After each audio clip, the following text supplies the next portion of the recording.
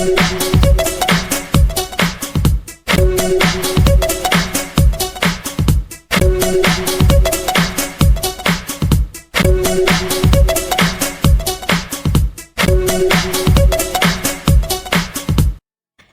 पांडा एक पत्तेदार या सजावटी पौधा है जो समशीतोष्ण क्षेत्रों में पनपता है, खराब परिस्थितियों के प्रति सहनशील है और इसे घर के अंदर या बाहर उगाया जा सकता है।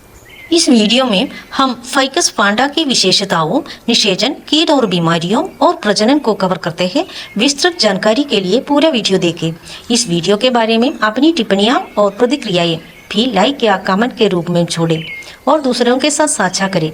इस तरह के पौधे के बारे में अधिक जानकारी पूर्ण वीडियो के लिए इस चैनल की सदस्यता लें।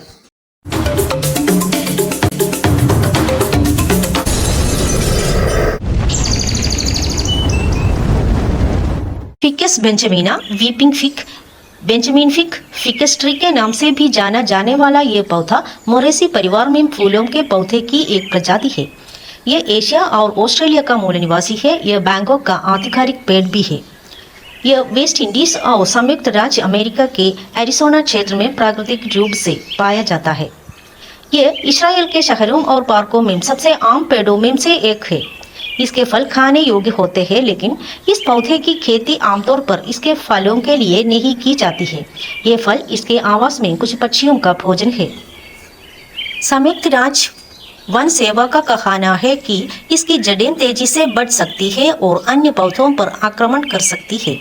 यह तूफान प्रवण दक्षिण फ्लोरिडा में भी एक बहुत ही उच्च जोखिम वाला पौधा है, क्योंकि यह पौधा तूफानों से नहीं बचता है। इसकी कई वैरायटी आज बाजार में उपलब्ध है।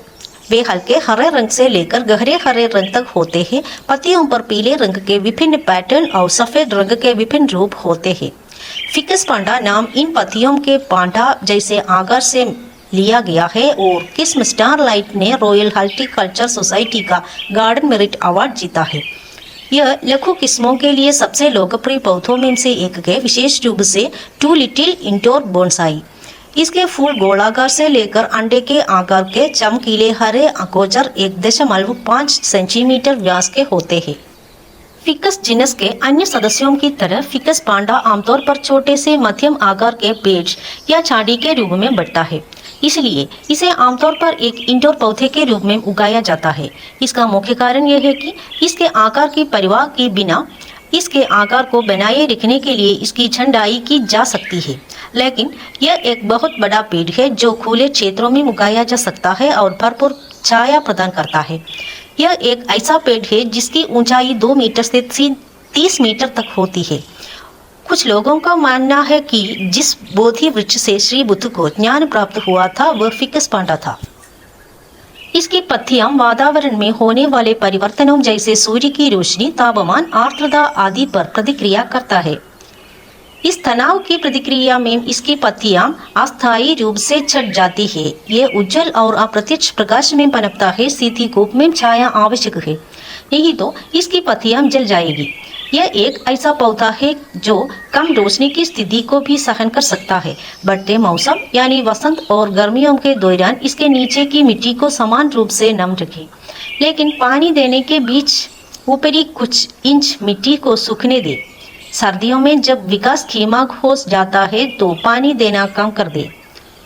यह पौधे को नियमित रूप से छाया देना पसंद करता है। यदि नहीं तो नमी बढ़ाने के लिए पौधे के चारों ओर पानी और कंकड़ से भरी एक नमी ट्रे रखें। यह पौधा 15 डिग्री सेंटीग्रेड से 26 डिग्री सेंटीग्रेड तापमान में अच्छी तरह उगता है। यह ऐसा पौधा नहीं है जो इससे कम तापमान या अचानक तापमान परिवर्तन को सहन कर सके। आप इसे अच्छी तरह से सूखा मिट्टी या पॉटिंग मिश्रणों में उगाना चुन सकते हैं जो कुछ नमी बनाए रख सकता है, लेकिन जल भराव नहीं।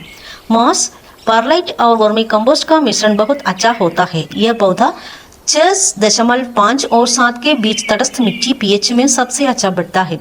अत्यधिक अम्लीय मिट्टी इसकी जड़ों को सहारा नहीं देती है, इसलिए अधिक अम्लीय डोस और अजीलिया के लिए डिजाइन की गई मिट्टी से बचें।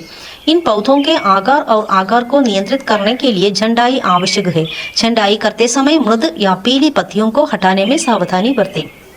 फिकस पांडा को खाद देना स्वास्थ्य और पौधों की अच्छी वृद्धि के लिए अच्छा है। बढ़ते मौसम यानी बसंत और गर्मियों के दौरान हर 2 से 4 सप्ताह में एक बार खाद डालें। महीने में एक बार खाद डालें या पतझड़ और सर्दियों के दौरान जब विकास धीमा हो तो इसे पूरी तरह से छोड़ दें। 10 बराबर अनुपात वाले नाइट्रोजन, फास्फोरस और पोटेशियम फॉर्मुलेशन या इंडोर पौधों के लिए विशेष ट्यूब से तैयार संतुलित तरल उर्वरक का उपयोग किया जा सकता है। उपलब्धता कम होने पर गोली या गोली के रूप में धीमी गति से निकलने वाले उर्वरक भी दिए जा सकते हैं।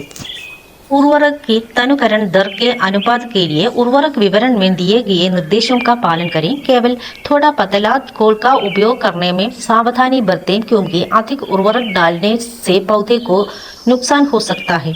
पौधों की जड़ों को जलने से बचाने के लिए उर्वरक देने से पहले और बाद में पौधे के आधार को अच्छी तरह से पानी दें। यदि अत्यधिक निषेचन देखा जाता है और पत्तियां पीली हो जाती है या बिना किसी अन्य प्राकृतिक तनाव के गिर जाती है तो उर्वरक की आवृत्ति और मात्रा कम कर दें। प्रत्येक पौधे को अलग अलग उर्वरक की आवश्यकता होती है, इसलिए पौधे की निगरानी करें और उर्वरक की आवृत्ति को नियंत्रित करें। इस पौधे को प्रभावित करने वाले कीट और रोग स्केल कीड़े, एफिड्स, मेलीबग्स, मकड़ी कंड, जड़ सड़न, फफूंदी और पत्ती के धब्बे हैं। उनके नियंत्रण और रखरखाव के बारे में अधिक जानने के लिए वेबसाइट के रोपण और देखभाल पृष्ठ पर जाएं। नए पौधे बीजों को अंकुरित करके काटकर तथा रोपण करके पैदा किए जा सकते हैं। उत्पादन प्रक्रिया का विवरण जानने के लिए आप वेबसाइट पर विभिन्न प्रस्ताव विधि पर जा सकते हैं या व्हाट्सएप पर रोपण और देखभाल कार्यकारी से संपर्क कर सकते हैं। आज कुछ दुर्लभ पौधों के उपयोग से गंभीर बीमारी और यहाँ तक की मृत्यु भी हो सकती है। इसलिए इस आंतरिक पौधे के दुष्प्रभावों का विश्लेषण करना होगा। जिन दुष्प्रभावों का हम उल्लेख कर रहे हैं उनमें से कई केवल कुछ जटिल चिकित्सा स्थितियों वाले लोगों को प्रभावित करते हैं। कई दुष्प्रभाव हर किसी के लिए खतरा नहीं होते हैं। हालांकि यह पौधा घर के अंदर की हवा को शुद्ध करता है, लेकिन यह घर के अंदर एलर्जी का एक प्रमुख स्रोत है। यह फूल और पालतू जानवरों के रूसी के बाद इंडोर एलर्जी का तीसरा सबसे आम कारण है। सामान्य एलर्जी लक्षणों में रेनो, नेत्रश्लेष्मात्मक स्रोत और एलर्जिक आस्थमा शामिल है। इस पौधे में मौजूद लैटेक्स के कारण लैटेक्स एलर्जी वाले लोगों में यह एलर्जी का कारण बन सकता है। इसलिए इसे लैटेक्स एलर्जी वाले लोगों के रहने वाले वातावरण में नहीं उगाया जाना चाहिए। कुछ मामलों में उनमें फिकस साइट एक्सपोजर होता है, एनाफिलैक्टिक शॉक का कारण बन सकता है। इस पौधे के कुछ हिस्सों को खाने से मतली, सीने में जलन, दस्त आदि हो सकते हैं। फिकस पौधों से एलर्जी समय के साथ विकसित होती है। यहाँ हम आपके लिए कई विशेषताएं प्रस्तुत करते हैं जिनके बारे में आप जानते हैं और नहीं जानते हैं। यह आईवी पैराडाइज के रोपण और देखभाल कार्यकारी से संपर्क करके या वहां के पारंपरिक किसानों से अपने इलाके में पारंपरिक खेती के तरीकों के बारे में जानकारी इकट्ठा करके किया जा सकता है। इसके अलावा यह यथासंभव अधिक से अधिक पौधे ढूंढने और उन्हें आपके पास लाने का प्रयास करता है। शॉपिंग साइट पर कई दुर्लभ पौधे उपलब्ध है, जैसा कि इस वीडियो में बताया गया है। उन्हें साइट से या व्हाट्सएप पर हमसे संपर्क करके खरीदा जा सकता है। यदि आपको फिकस पांडा पौधे के बारे में यह वीडियो पसंद आया तो कृपया इसे लाइक करें या अपनी टिप्पणियां, प्रतिक्रियाएं और सुझाव दें और इसे दूसरों के साथ साझा करें। इस तरह के पौधों के बारे में अधिक जानकारी पूर्ण वीडियो के लिए इस चैनल की सदस्यता लें।